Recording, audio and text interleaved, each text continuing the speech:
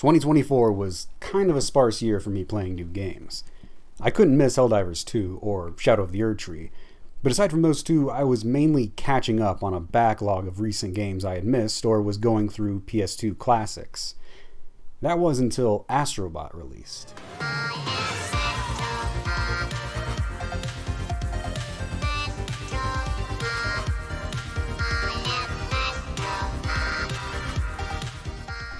This game was smooth as butter compared to dealing with PS2 jank. Stress-free, unlike clearing level 10 Helldives, and not an ounce of the frustration Elden Ring was giving me. From the combat, to the audio-visual design, to the feeling of just walking around in the game and feeling the grass or the bolts through the controller, Astrobot was a joy. I took my time getting through it, playing a couple levels at a time so that I could make it last longer. Every session was like a straight dose of dopamine. Astrobot was pure fun. No pain points, no burnout, just fun from the start to the big finish. This IP graveyard that I happily played in quickly became my game of the year. And the thought that gave it that spot, the thought I couldn't stop thinking, was that it was just plain and simple fun. I can't understate how it's just a really fun toy. But that got me thinking about other games I've played that are very unlike Astrobot. Games that aren't made to be fun.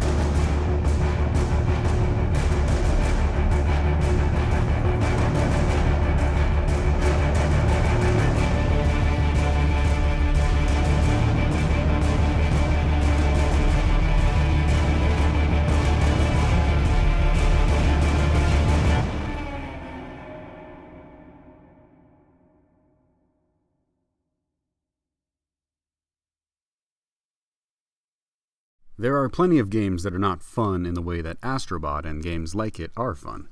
Horror games don't tend to be a joy to frolic around in, but they're still fun in being scared or coming down from a stressful situation.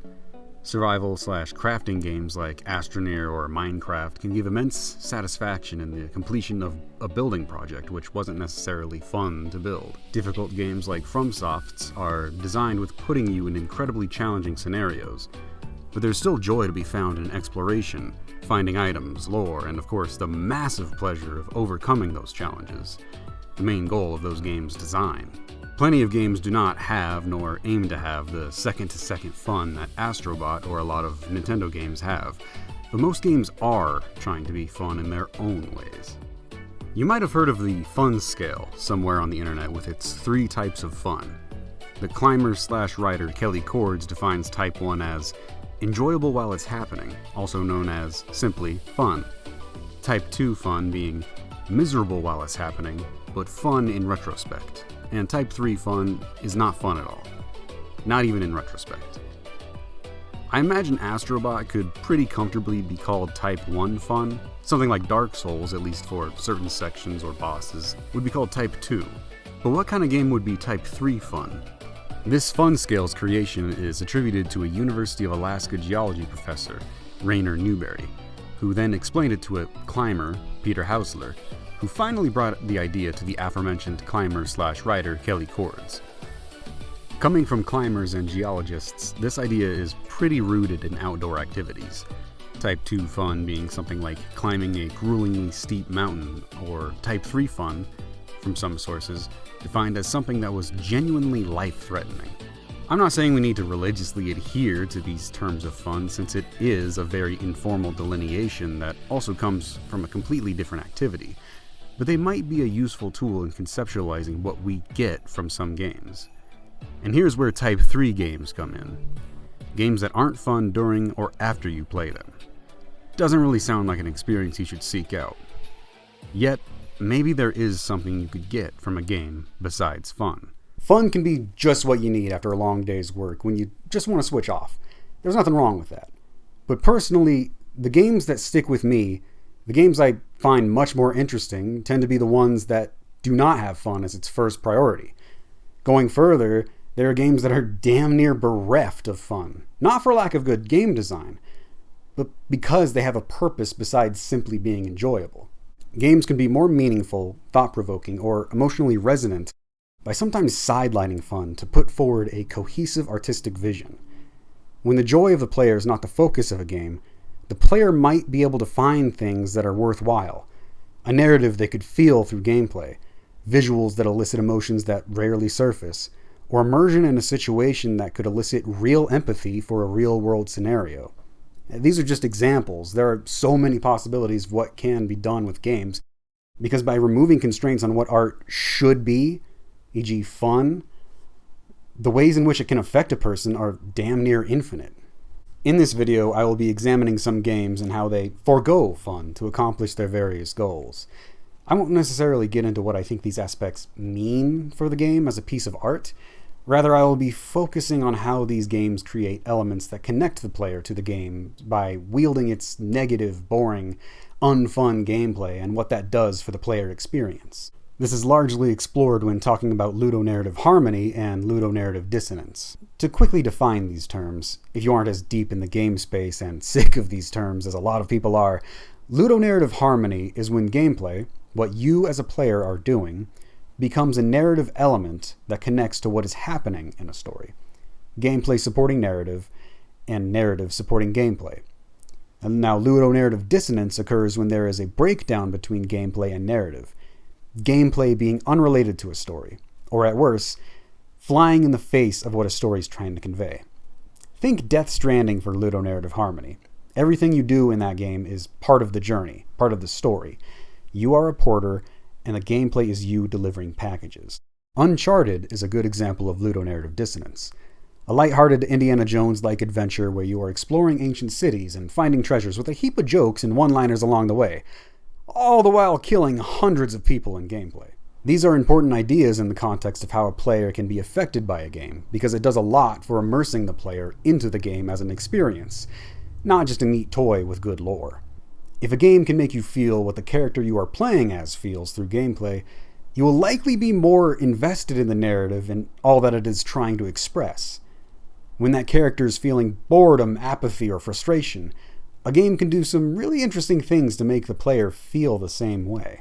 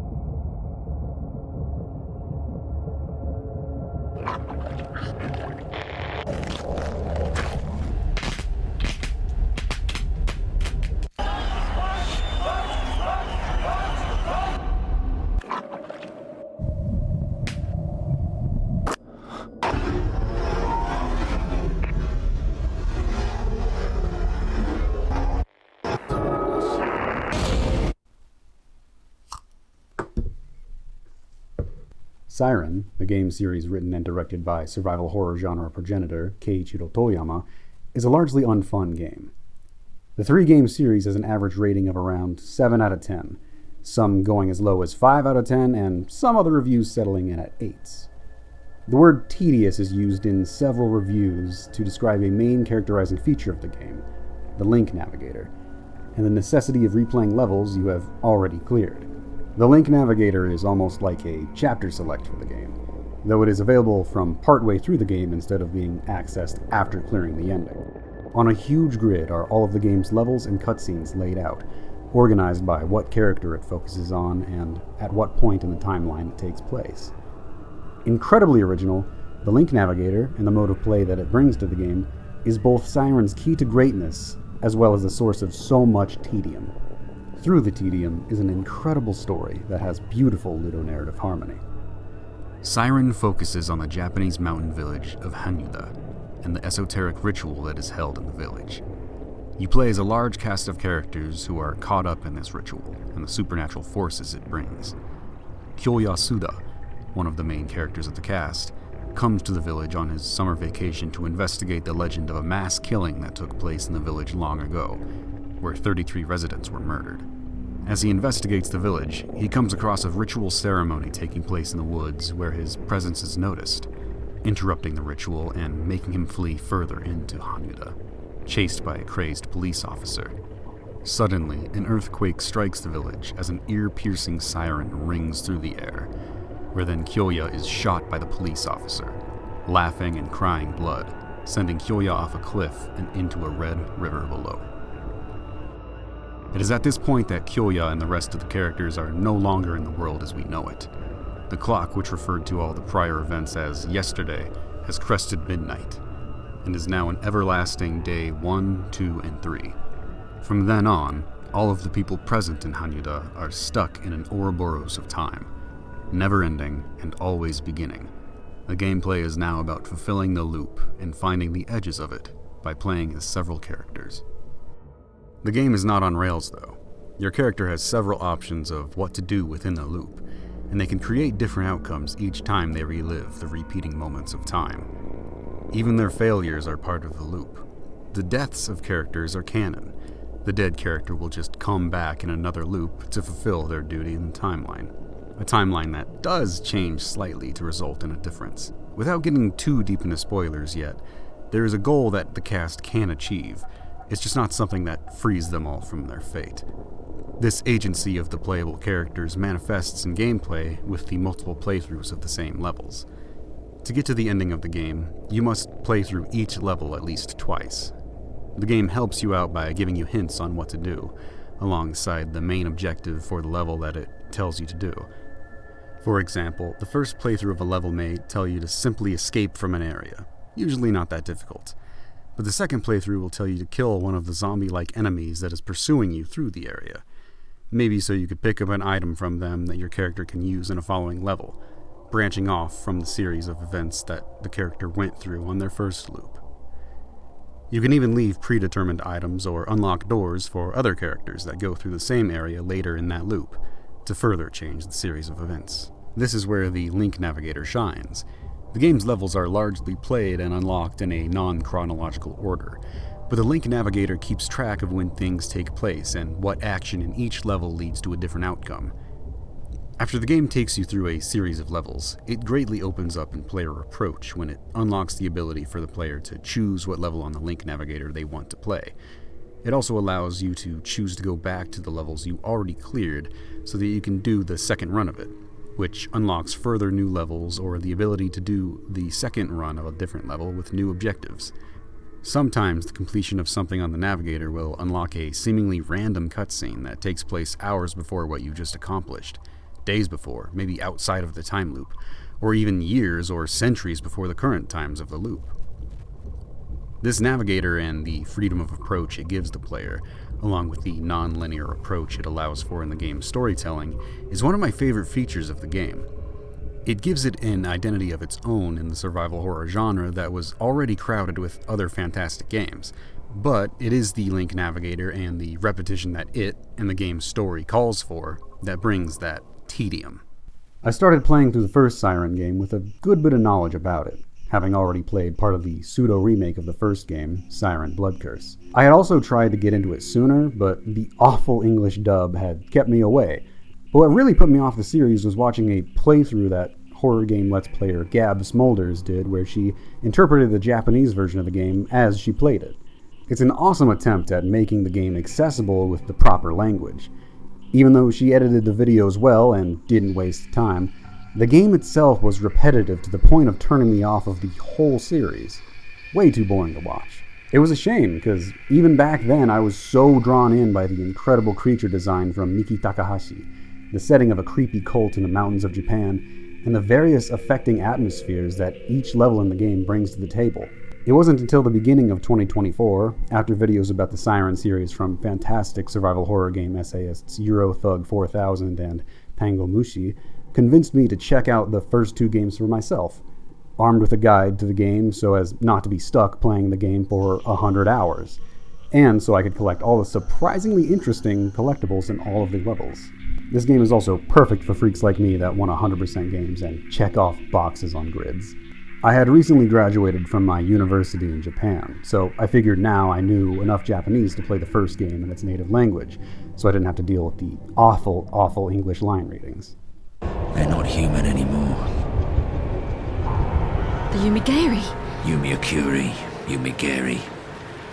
It's a kind of custom here. A village like this in the middle of the mountains, I didn't even know we had an ocean. Now I understand. After struggling to internalize the non-uniform controls of the game and its mechanics, I started having a pretty good time exploring these beautiful locations and ticking off completion of levels on the Link Navigator. But maybe 13 levels in, I got to a level where you play as the priest, Kane MAKINO. This was before I had unlocked the mission select in the Link Navigator, which seems to become available after clearing about 19 unique levels. So when I beat the level as Kane MAKINO, I was directed to another level automatically.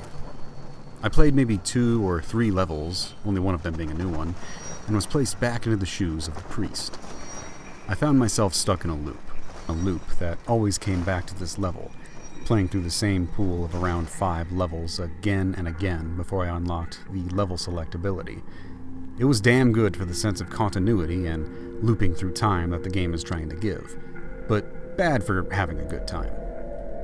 If memory serves, I couldn't do the second mission for the priest properly because I had not done the optional objective in a different level I kept getting put in. I got out of the loop, without playing through it 50 times, by using a guide. You would think that this only happened because of the inability to level select in the Link Navigator. And while you'd be right that I never got that properly stuck again, even with the level selection, there is a great amount of repetition throughout the game. Playing this game, if you aren't using a guide, is all about trial and error, exploring possibilities and then dying, sent back to the beginning of the level. You spend a lot of time in these levels. You could be trying to bumble your way through a level for ages, dodging monsters just to find out you need to get a face towel wet and then put it in a freezer for a different character to later find it and smash it on the ground to make a distraction.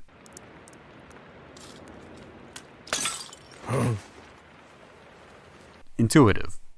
While the Link Navigator does alleviate some of the problem of repetition by letting you choose what to do so you don't have to play through the whole game again, it still doesn't solve the problem of repetition inherent in a time loop. Even doing the minimum of 2 playthroughs of each level felt a bit much to me at times, especially with the reuse of maps, no matter how beautiful they are. While there are only 3 missions, doubled to 6, on the Harayadori map, I still remember returning there incredibly often and having a hard time with it. Maybe because that was part of the loop I got stuck in before, maybe because of needing to go back to find some hidden collectibles, or maybe because it seems like every damn mission on that map is wicked hard to get through, so whenever I needed to go back to that map, I was already put off. The repetition makes the game boring to play for a noticeable bit of the runtime. When playing the missions for a second time, you already know where to go or what to do, so you find yourself waiting for enemies to move on their tracks, move into the spots they need to be in for you to do what you need to do. If you don't already know what to do, you end up wandering around these huge maps looking for a needle in a haystack, dying over and over as you try different strategies. Going down that road to the objective resulted in instant death. Let's try another path, or another path, just for you to realize you need to do some wacky shit to make that first path open. You go into buildings you have 0 reason to be in, or scrub the entirety of a map for the world's smallest object. This game doesn't really respect your time, aside from the bite-sized nature of the levels that can fit into a busy schedule, but the game also wouldn't be what it is without that unfocused use of your time. The horror in Siren, and the storyline itself, is elevated by the repetitive tedium it puts you through.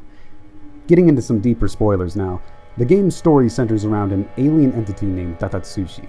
Revered as a god by the cult of Hanyuda, the being had centuries ago crashed on Earth, specifically in Hanyuda, while the village was experiencing a famine. Tatatsushi was eaten alive by the starving inhabitants, resulting in a curse being placed on the area, and a curse on a specific villager, Hisako Yao. who was cursed with immortality so that she may complete a resurrection ritual to bring Datatsushi back. Hisako was cursed in the year 684, and her immortality had kept her alive all the way until 2003, when the game takes place. She was alive for so long that, despite creating the religion that the cult follows, she had forgotten her original aim, the only thing that could free her from her unending life, a resurrection. She just became stuck, going through the motions of ritual attempt and failure, and continuing without real reason, doing the same thing over and over again. Where does the idea of going through the motions, maybe even forgetting your main goal, sound familiar? Siren captures perfectly the horrors of being caught in an Ouroboros of a time loop, in both the story and the gameplay. That feeling of being stuck, being made to do something several times until you get it right, becoming bored, desultory, and maybe even wanting to give up, are all emotions that the game makes you have with just its gameplay. While the characters aren't forthcoming about knowing that they are in a time loop, at least not until a lot of their endings, the gameplay connects to the story by making the player feel what the characters feel in their temporal imprisonment. The characters show their knowledge of the loop by doing things different each time, but it only really results in more fragmented knowledge of the situation they are all in. The one thing that all of these characters, as well as the player, can accomplish is to get a full understanding of what is happening, and to fulfill the time loop as it should be done. Kyoya, decapitating Datatsushi, so that the creature's head may be sent to the past, along with Hisako. In fulfilling the loop, anyone untouched by the curse would be sent back to the normal world, and the only person in the game left was Harumi, a 10-year-old girl, that, through every character's actions resulting in the creation of the loop, is saved by everyone's actions, including the players. But that is all that can be done. Everyone else is forced to repeat the same ordeal infinitely. It's just up to the player to decide when to stop watching. Siren makes the player feel what the characters are feeling, not just with its cutscenes, but with its gameplay to a level that is rarely seen in games, especially when it is mainly negative emotions. These are not fun emotions to feel when playing a game. No one wants to pay full price for a game and get stuck in repetition for a good chunk of it. But this is where the disconnect between game and art is. The game doesn't care if it's fun the whole time. It wants to scare you, and wants to make you feel something. The tedium and the repetition is the point. The level of immersion I felt playing through the game was impressive, seeing as how the clunky combat and ceaseless wandering work to remind you that it is just a game. But having the character's experience so easily conveyed to me through the struggle of playing it, the palpable horror of it all, made Siren a game to remember and relish, despite the lows it had to offer. It is rare to find a game that is so ambitious that it doesn't care how it will negatively affect a player. A game that confidently accomplishes what it sets out to do. And Siren is a special work of art because of it. Siren forsook straightforward fun for doing something interesting with its gameplay. But what about another game that purposefully sidesteps the word fun to try and be something that is more? The Last of Us Part 2 is a game that revels in misery. Where Part 1 had some levity and Ellie's jokes or a dim kernel of hope as you made your way through the story, Part 2 is a perpetual fall into suffering and violence. Part 2 is about the same in gameplay to The Last of Us 1, but this time it is much more brutal and more cinematic, with a freedom of approach that wasn't in the first game. In Part 2, there is a more in-depth interaction with the environment during gameplay. You could beat someone against a wall, smash an enemy through a window, or slam a face onto a desk in a way that really highlights the brutality of the combat. Compound that viciousness with the companions of enemies regularly screaming out their dead friends' names when they see them killed. It's Brooke! Or the player hearing your combatant's death rattle, close in your ears.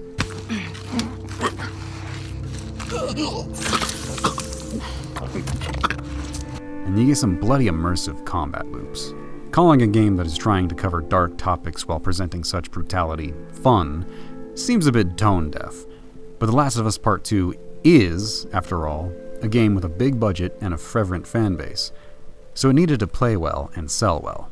Neil Druckmann, series director and writer, famously said during the development of The Last of Us Part 2 that, "We don't use the word fun," in an interview with BuzzFeed. This quote was taken a bit out of context with the following conversations about it, rightfully so for being wicked pretentious, but the full quote presents an interesting distinction between Druckmann's definition of fun and what Naughty Dog tried to do with The Last of Us Part 2, along with being very pretentious. The interviewer Eric Sams asked Neil Druckmann, "Is there ever any point in either game where the violence is more in service of gameplay, where you want players to have fun, or do you want them to have to feel every kill as part of the narrative, as something they have to do?" To which Druckmann responded, "For us, with The Last of Us specifically, we don't use the word fun. We say engaging. We believe that if we're invested in the character and the relationships they're in and their goal, then we're going to go along on their journey with them and maybe even commit acts that make us uncomfortable across our moral lines and maybe get us to ask questions about where we stand on righteousness and pursuing justice at ever-escalating costs." So what is the difference between being engaging and fun? Is it grounding the player in the world of the game so that they can care about what is happening? Is it keeping the player from getting bored, having challenging gunfights, or tense stealth gameplay? Druckmann kind of sidesteps the question about fun, glossing over the idea that the player could experience anything with the gameplay besides what it does narratively, what the story, themes, and context could make the player feel, and not what the basic interactive elements of the game does to entertain players. Entertaining players surely being part of engagement as well. And hey, I do like this idea that fun is to be put to the side to make good art. But if Druckmann thinks that every single aspect of the gameplay in The Last of Us Part 2 is in favor of the plot, he's incredibly wrong. Because it is largely a fun game. The gunplay, as most third-person shooters are, is fun. Coming up with strategies for both human and infected enemies and feeling the tension of not wanting to miss and waste a precious bullet, that was fun. The newly added dodge button that, if timed correctly, would let you counterattack an enemy in melee, added more depth to the combat. Fun. The melees you could get into. Slamming enemies into the environment is fantastic for immersion and grounding the player in the world. It is seamless interaction with the environment that makes it feel like where you are matters, that you are in a real place, not just an arena to fight in. The areas for combat now have fantastic options for traversal. You could squeeze through cracks in a wall or hide under a car, and for each of these actions, enemies have a reaction, like grabbing you through that crack in the wall or peeking under that car. Brutal though it may be, the combat in Part 2 is incredibly satisfying both in terms of accomplishment and in audio-visual feedback. That level of immersion was fun for me. Getting completely sucked into the game world was fun. The gameplay loop of The Last of Us is just a third-person shooter with resource management and horror added on top of it. Of course it's going to be fun. The third-person shooter is a well-established genre of game.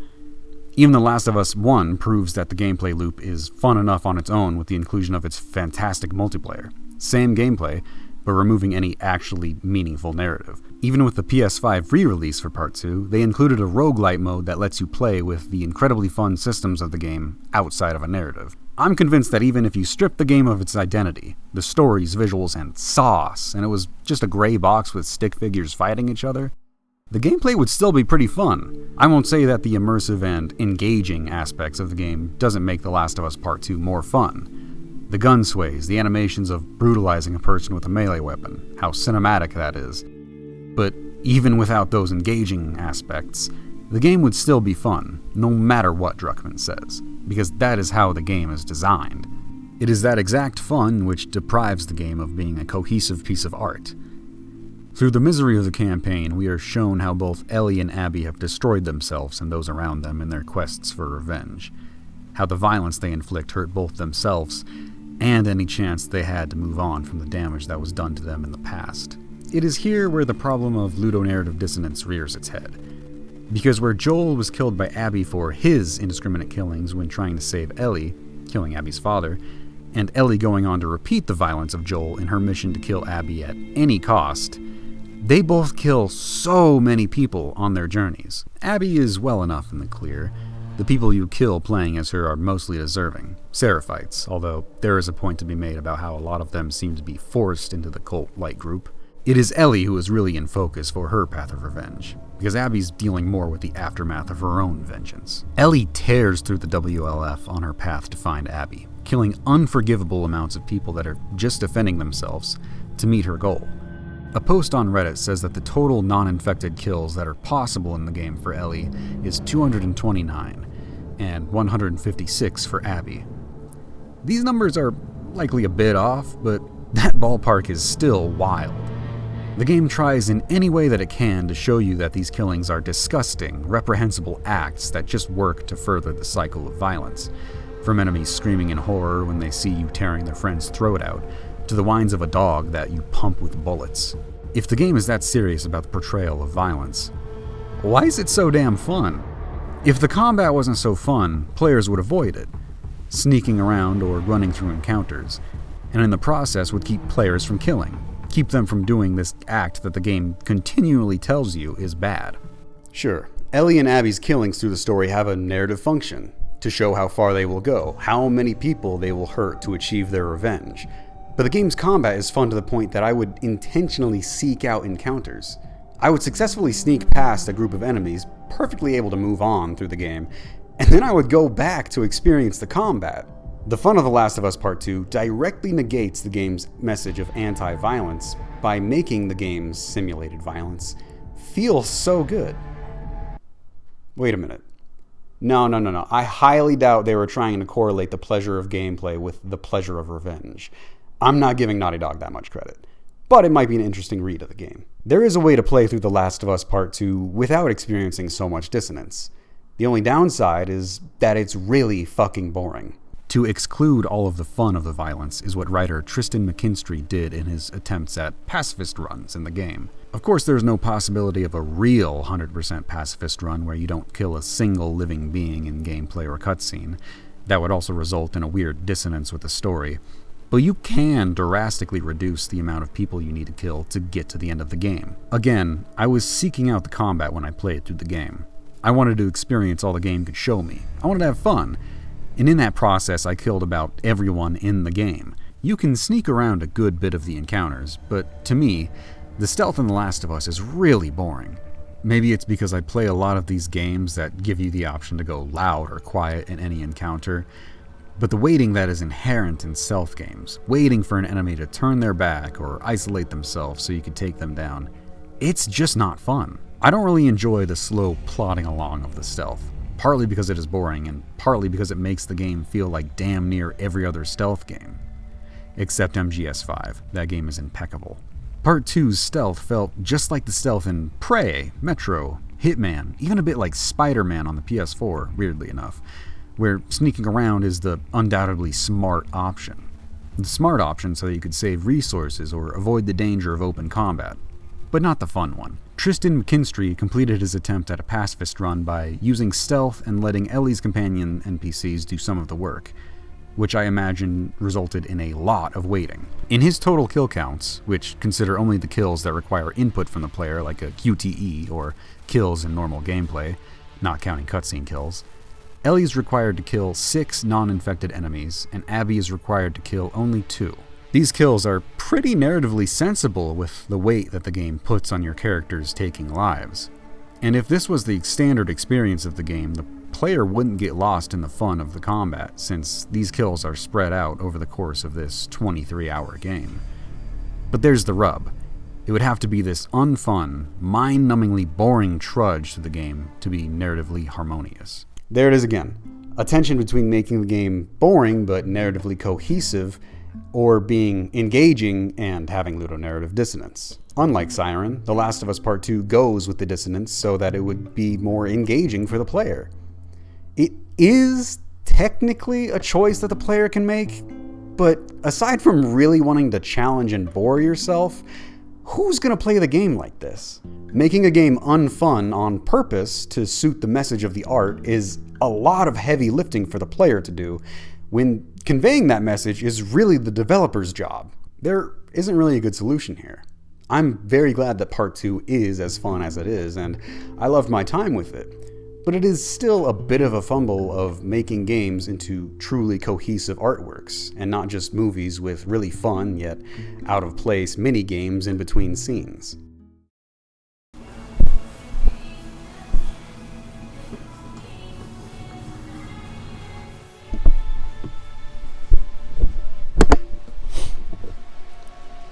Kane and Lynch 2 Dog Days is an incredibly cohesive piece of art, for better and worse.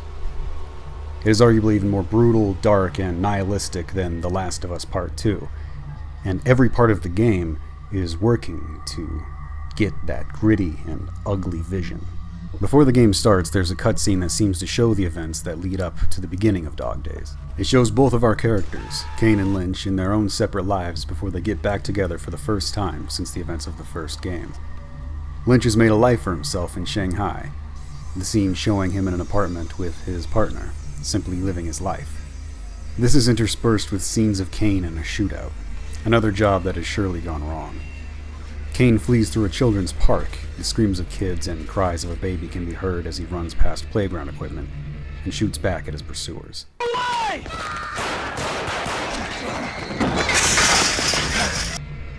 It later cuts to Kane standing in what looks like a school sports field, throwing his gun down and putting his face in his hands, ashamed of another fuck-up, how everything he does goes wrong.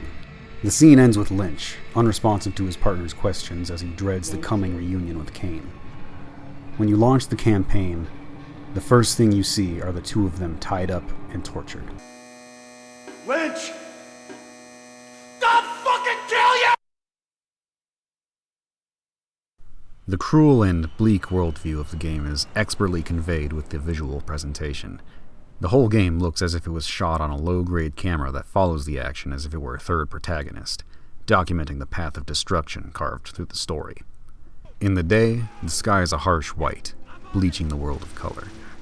In the night, the camera latches onto any point of light it can find and flares it outwards, showing the far-off lights of the city streets that you can't walk, high-rises that aren't meant for you. The camera shakes as your character charges forward. Raindrops land on your screen. The video fragments when you take damage. The blood of your character splatters onto the lens of the camera, and when you die, the camera topples over with you.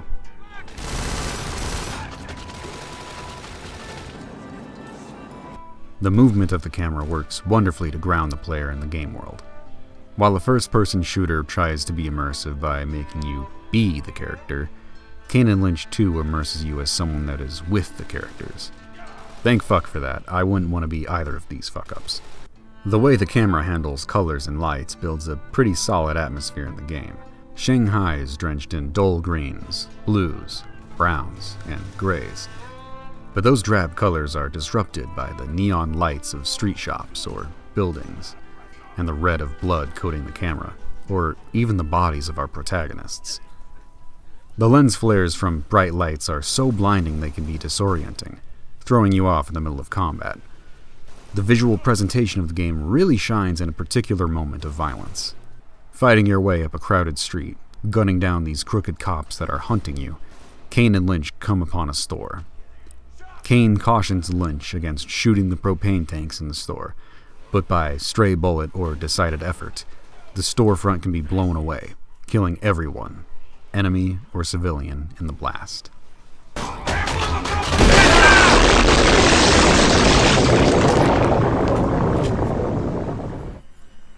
The camera is rocked back, the picture pixelates, and the audio is crushed.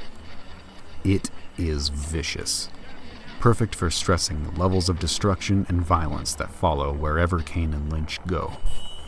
Another highlight of the presentation is the mosaic used to censor the extreme gore and the nudity of characters.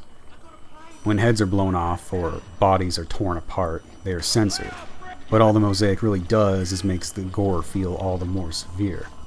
It is letting your imagination fill in the blanks instead of just showing us.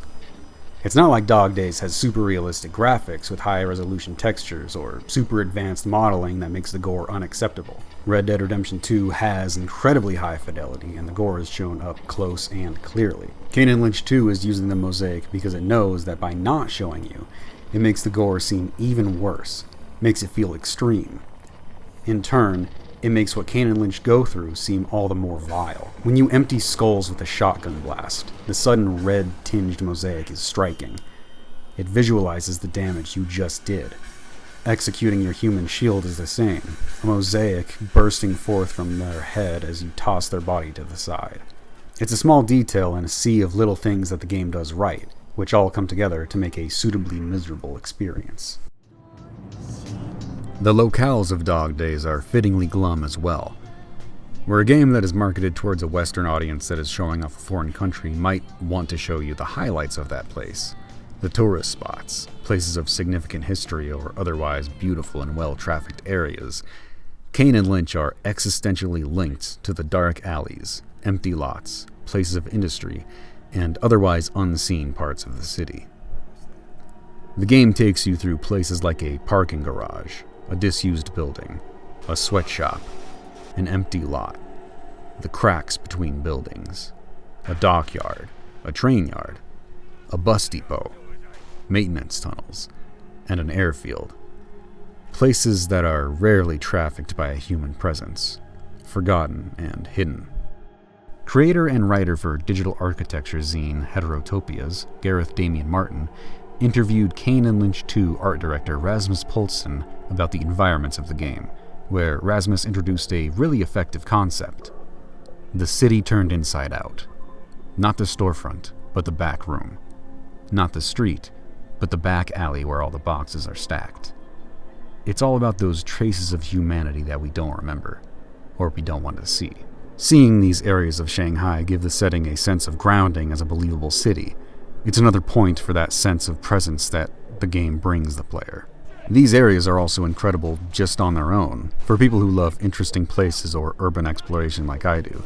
These are rich for exploration and analysis as spaces for human function. Of course, the game doesn't only take place in the cracks of the city. The chapters that take place on populated streets are unique with the level of violence they bring. Civilians running around in the crossfire, an accidental misfire by either you or your combatant takes their lives easily. The infiltration of a skyscraper brings an encroachment of Kane and Lynch's violence into the world of the rich, and the world of the scum that played a hand in creating the whole mess of the game's story. But the presence of those dark, grimy, hidden spaces in Dog Days holds a narrative significance that I find fantastic. In that same interview, same response actually, Rasmus tells Gareth, it's all about those traces of humanity that we don't remember, or we don't want to see. And in that sense, it once again represents the characters, and especially Lynch, who has found some sort of calmness in this world. Lynch has made his home in the underbelly of Shanghai, but with the coming of Kane, everything in his life is destroyed, his girlfriend murdered, and home never to be returned to. Still, these two characters stick to these forgotten and desolate places because it is the only place that is safe for men like them. Think of that intro, with Kane having a shootout in a children's playground. The civilians caught in the crossfire when you get into combat in populated areas. Kane and Lynch hurt those around them, whether it's people in their relationships or their literal physical proximity. Living and operating in the city turned inside out might be the only choice for them to try and avoid inflicting that violence. Maybe the city turned inside out is the only place that feels like home for these toxic, broken men. This game is not fun. It is not fun to see the story unfold, it is not fun to experience the visuals, and it is not fun to interact with the gameplay, aside from the aforementioned inherent fun of all third-person shooters. And that's what makes it good art. Several reviews of Dog Days cite the camera's shaking throughout gameplay as a pain point. The constant bobbing around, especially when sprinting, made even me mildly motion sick when I played the game solo. The environments, while visually amazing, also feel a bit poorly designed when used for actual gameplay. Take the fast food restaurant, for example. The positioning of cover made it feel like a real space, but that wasn't very conducive for fun gameplay. You just get stuck in your cover without a good way to push or flank the enemies, so you take pot shots from a distance too far to be accurate. Really, the entirety of the gameplay in Kane and Lynch 2 isn't very fun. There is very little in the way of game feel to make the combat feel good. The hit markers on enemies to show where you hit them is pretty good, but that's about it. Most of the guns have terrible accuracy, which makes them feel bad to use. You can't hit where you're aiming. This is joined horribly with the difficulty increase as you progress through the game. Enemies show up in larger numbers with massive health pools, and oh boy do they love to stay in cover. The combat becomes bafflingly boring as you wait for enemies to peek out of cover so you can shoot all around them. Of course, you could also push the enemy position in these stalemate-designed arenas, stepping out of cover to get torn down in seconds. It's all of these frustrating design decisions that make the game feel like shit to play, which makes me love it more. There is an interesting thing to note when it comes to playing the game in co-op, the mode that is likely the intended style of play for this game. I played this game twice with 2 different people in split-screen co-op, and while the experience is mostly the same, there was a feeling for me that stood out. Going through the game with a partner felt like there was no time to slow down. When I was lagging behind, I wanted to catch up so I could watch my friends back. When out of action, I didn't want to look around and have my friend get bored or move on solo. It's like we were constantly egging each other on to keep going, to get to the next instance of violence, creating an experience that mirrors the relationship between Kane and Lynch, always bringing each other into the shit instead of just stopping. Come on, let's get going. Yeah.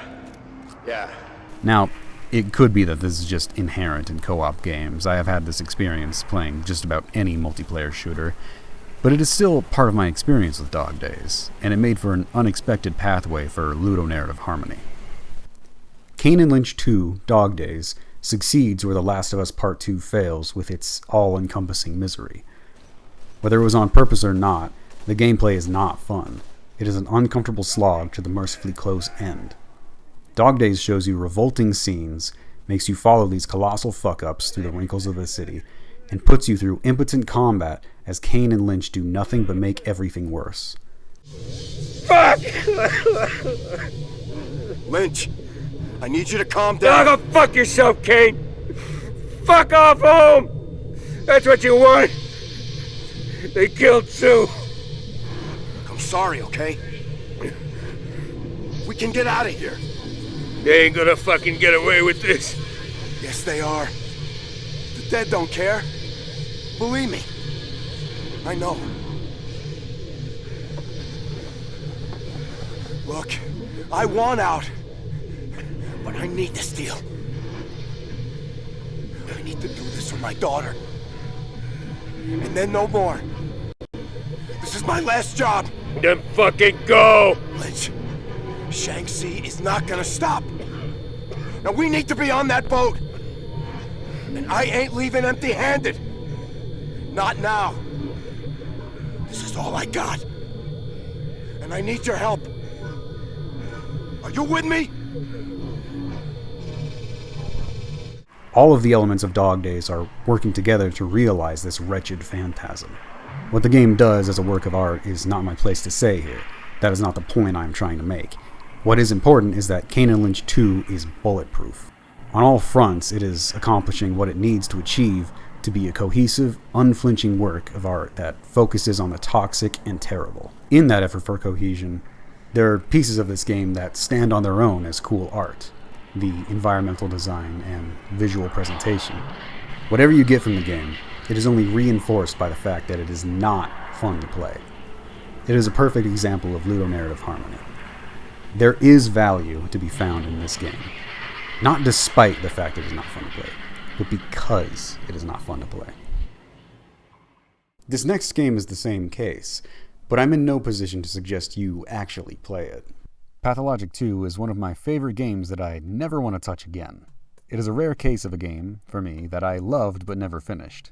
I managed to press only 7 hours deep into its 27-hour runtime 5 years ago, and decided to stop due to being overwhelmed by the game, hitting what I believe to be a run-ending point, in addition to getting busy with real life. But even 5 later, I still think about it in such high regard.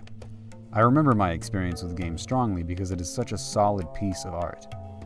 I'm surely missing out having not played through the whole thing, but those 7 hours that I spent in the game were nothing to write off.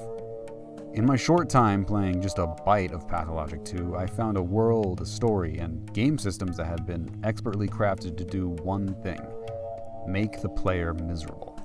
Pathologic 2 is transcendent in making players feel bad compared to Siren or Kane and Lynch, because for me, those games are still playable, and Pathologic 2 is not. I do not want to go back to it, and that is because it does such a good job at what it sets out to do. Hardship is baked into every aspect of the game. Starting with the story and setting, we see from the beginning that the player is set up to fail. The intro takes place in the final days of a city ravaged by a plague, the sand plague that you, a doctor, were supposed to treat and contain. You walk through the streets as piles of bodies are being burned. and a military force tries to keep the city under control through disgusting force. You enter a theater where you speak to a strange man surrounded by these giant corvid creatures. The man gives you another chance at saving the city, sending you back 12 days earlier on your way into the city to its welcome. I cannot express how every single character seems to hate your fucking guts in this town. Talking to anyone feels impossible, from the wild children running around to anybody on the street. Nobody wants anything to do with you.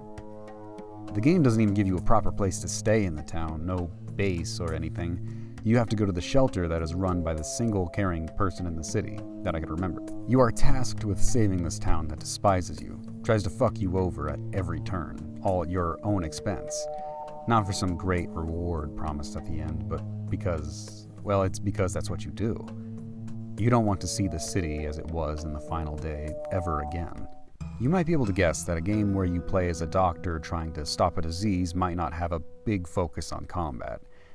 It's a given in games like this and Siren that your character isn't a master at combat, and in Pathologic that weakness works to make you more immersed in your character, getting your shit rocked when you make another person mad. I only remember getting into proper combat when I was going through the streets of an infected district. See, in Pathologic 2, one of your duties is to go find sick people in these districts and give them medicine to help with their disease. Balancing the treatment of others and taking care of yourself seems to be a constant knife's edge you must walk in the game. You can't save everyone, and you can't save anyone if you don't save yourself first. In these infected districts, you are able to break into people's homes where you can find valuable supplies, a piece of food that could save you as you are dying from starvation, or something to use for medicine crafting. You may also find the infected residents, wrapped head to toe in cloth, likely hiding the effects of the sand plague and eager to defend their house and their supplies. Starving to death and on the verge of infection, I found myself invading every house I could, fighting the infected over scraps and getting my ass kicked. Everything you do in Pathologic 2, every choice feels like it has so much weight, like it could change the whole direction of a playthrough, and I had kept making the wrong decision over and over again until I was this nasty little bastard breaking into the homes of the sick to take care of myself, beating down the infected, if I could, and stealing what little they had. Now, this is all without going into the dialogue system of the game, or any of the other systems that the game has, because it is suffice to say, all gameplay systems here are working to make you barely hang on, ever so slightly giving you a narrow way through, but more likely than not, just dooming you outright. Playing Pathologic 2 does sometimes give you positive emotions. The gameplay and the setting gives you an experience that grants crushing stress, frustration, and melancholy. The only positive emotions I was able to get was amazement at how incredible the game was at making me feel awful, and the killer visual design of the game. Highs were only felt from the temporary relief of getting my dick crushed when I felt like I had made progress or when something went right for a change. But that constant overbearing stress is what made the game feel real, for lack of a better word. I felt the tension of wondering where I'd get my next meal, or how the hell I'd be able to save the city. The confluence of the miserable setting and gameplay creates an unforgettable experience with just how immersive the game is and the atmosphere it puts you under. Pathologic 2 stands out for me as a meaningful and well-crafted experience because it emulates the experience of the main character so well to the player. I felt like I was going through what the main character was going through. While obviously not a one-to-one experience, the stress I had for making sure my character could live was real. The alienation I felt in that town was real. And maybe it was just the fact that I played this in late 2020, but the way the town changed with the plague and your life in it had to follow suit, it felt real. It really sucks to play Pathologic 2, but the pain of going through it makes it interesting and worthwhile, at the very least to get a taste of what is possible with games. Now again, I've only played 7 hours of it, so I can't really speak to what the game is actually trying to say as a work of art, but I can say that it is still an experience that, whatever it is saying, is uncompromising in how it expresses itself. Just as the other games I've spoken about, the game being unfun is the point. The misery is necessary for the points these games are trying to make. even on the most surface level that is achieved in Pathologic 2, with showing and conveying to the player the horrible tribulations of dealing with a disease. Maybe further in, the game gets more about fighting fascism when the military shows up to cleanse the town, and the struggle that comes with fighting for liberation. Maybe the game can even just be about a lone character endeavoring to help a world that despises him. All of these points are made stronger by the struggle and stress that the game puts on the player, and how that makes for good cohesion for the art as a whole. For me, Pathologic 2 sets the benchmark of ludonarrative harmony that should be strived for in games that attempt to be more than just fun toys. It shows that games can have this close adhesion to the narrative that makes the whole experience so much better. It isn't fun, obviously, to the point of me not wanting to even give it another shot, but it has achieved a level of ludonarrative harmony that is rare because it is so unfun. Of course, being in the realm of horror and suffering, the game, if aiming to be cohesive, wouldn't ever really be able to be fun. And I think that Pathologic 2 is a shining example of artistic harmony in its genre, standing next to Death Stranding and its ludonarrative harmony in its genre. Even though I don't know how the message being conveyed through the interactive elements of the game connect to the wider narrative, I still see it as a success because of how affecting it is and how uncompromising it is to achieve the art's goals. Unfun games like these hold a special place in my heart. They are often very affecting and important to me. They have artistic meaning that break through the sea of cheap, mindless fun that is regularly released in the game space, and offer experiences that give people something to chew on. That being said, Astrobot and Helldivers 2 were probably my games of the year for 2024. A game that is an incredibly fun romp through an IP graveyard, and the other with a narrative that only parroted things that the Starship Troopers movie said decades before while being really damn fun. Fun things are good, but freaky little weird things that say something with all of their mouths are good too. I'm not saying we should all go play some 4 out of 10 dog shit. Obviously, it is rare to find a game that has value in its unfunness. But there is value to be found in games that aren't just there to give you a good time. What I'm trying to say is that we should diversify the games we play. Buying games that are equivalent to direct injections of dopamine is not a healthy diet. But also just playing artsy games that give you a bad time can make you real tired with the medium. A balance of fun and unfun is important, not just for you to experience cool art, but also so that more risky art can exist. It sure as shit won't if all everyone buys is Ubislop. Games could be something more interesting and more valuable more often, but the need to be fun, make money, and be palatable kind of makes this impossible, except for the rare examples that we should appreciate more. I want more games that can say things through their gameplay, even at the cost of fun. Games that are ugly or unintuitive. Games that take themselves more seriously as a whole would make for more meaningful works. Games that are a chorus, all elements singing the same melody, rather than the mashup songs that constitute the majority of what we get. Unfun games can have meaning, and they are worth our time. So go play an unfun game. Have a bad time. Experience art.